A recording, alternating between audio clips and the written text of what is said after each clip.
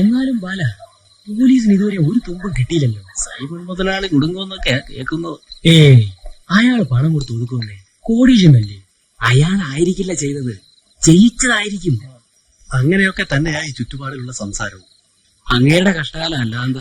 വേറൊന്നും കൂടി കേൾക്കുന്നുണ്ട്. സൈമൺ മുതലാളിക്ക് ഇങ്ങനെ ഒരു ബന്ധമുണ്ടെന്നറിഞ്ഞ് അങ്ങേരുടെ ഭാര്യയുടെ ആങ്ങളമാര് ചെയ്യിച്ചതാണെന്നും ചിലരൊക്കെ പറയുന്നു. അയാൾ ഇവിടെ വന്നു പോകുന്ന നീ കാണാതിരിക്കുന്നുണ്ടോ പപ്പ? അന്നും നീ കണ്ടായിരുന്നു.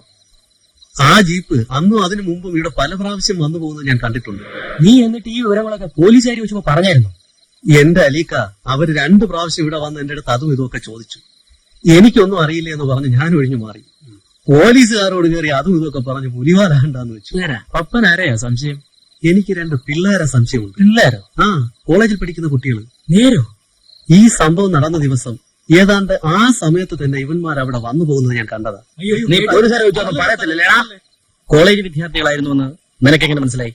അതിൽ ഒരാൾ മുമ്പ് 3-4 തവണ അവിടെ വന്നു പോയിട്ടുണ്ട് സർ. 2 പ്രാവശ്യം തിരിച്ചു പോകുന്ന വഴിക്ക് കടയുടെ മുമ്പിൽ വണ്ടി നിർത്തി കയറി സോഡയും ഗ്ലാസും വാങ്ങി കയ്യിലുള്ള മദ്യം ഒഴിച്ചു കുടിച്ചിട്ടുണ്ട് സർ. പേര് വിശ്വനെന്നോ മറ്റോ ആണ് പറഞ്ഞത്. ചേർത്തലയിലുള്ള ഒരു പഴയ മന്ത്രിയുടെ മകനാണെന്നും ഇവിടെ കോളേജിൽ പഠിക്കുകയാണെന്നും പറഞ്ഞു. സംഭവ ദിവസം കൂടെ ഉണ്ടായിരുന്നു എന്ന് പറഞ്ഞ ആളിനെ നിനക്ക് തിരിച്ചറിയാൻ പറ്റുമോ? പ്രയാസമാണ് സർ. അന്ന് രാത്രി എത്ര സമയം അവർ ആ വീട്ടിൽ ചെലവഴിച്ചിരിക്കണം? അതാണ് സാർ എനിക്കൊരു സംശയം വന്നത്.